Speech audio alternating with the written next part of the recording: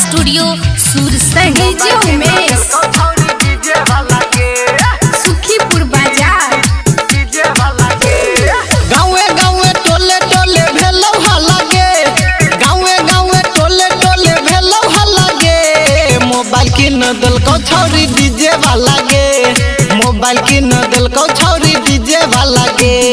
कानमा में बाली और गर्दन में माला गे, कानमा में बाली और गर्दन में माला गे। मोबाइल किन देलकौ छौरी डीजे वाला गे, मोबाइल किन देलकौ छौरी डीजे वाला गे। ले ले ले ले ले 500 डीजे उमेश सुखीपुर बाजार।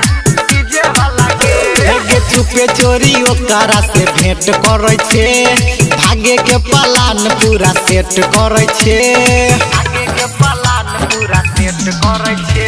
गे चुपे चोरी ओकरा से भेंट करै छे, भागे के प्लान पूरा सेट करै छे, सेट करै छे। उहे तरतौ तोहर जवानी के ताला गे, उहे तरतौ तोहर जवानी के ताला गे। मोबाइल किन देलकौ छौरी डीजे वाला गे, मोबाइल किन देलकौ छौरी डीजे वाला गे। ले 500 डीजे उमेश सुखीपुर बाजार। गे जादू कोन चलैली छौरा पैट गेलौ गे, चुम्मा चुम्मी करे में न लेट भेलौ गे, चुम्मा चुम्मी करे में न लेट भेलौ गे। गे जादू कोन चलैली छौरा पैट गेलौ गे, चुम्मा चुम्मी करे में न लेट भेलौ गे, लेट भेलौ गे। यादव दिगंबर खूब करौ हल्ला गे, यादव दिगंबर खूब करौ हल्ला गे। मोबाइल किन देलकौ छौरी डीजे वाला गे, मोबाइल किन देलकौ छौरी डीजे वाला गे।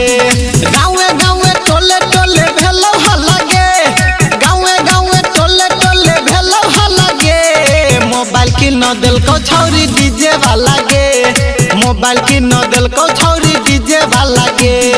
कानमा में बाली और गर्दन में माला गे, कानमा में बाली और गर्दन में माला गे। मोबाइल किन देलकौ छौरी डीजे वाला गे, मोबाइल किन देलकौ छौरी डीजे वाला गे। ले 500 रिकॉर्डिंग बाई जय Ganga studio Sursand. Mobile number 91 220 75 111।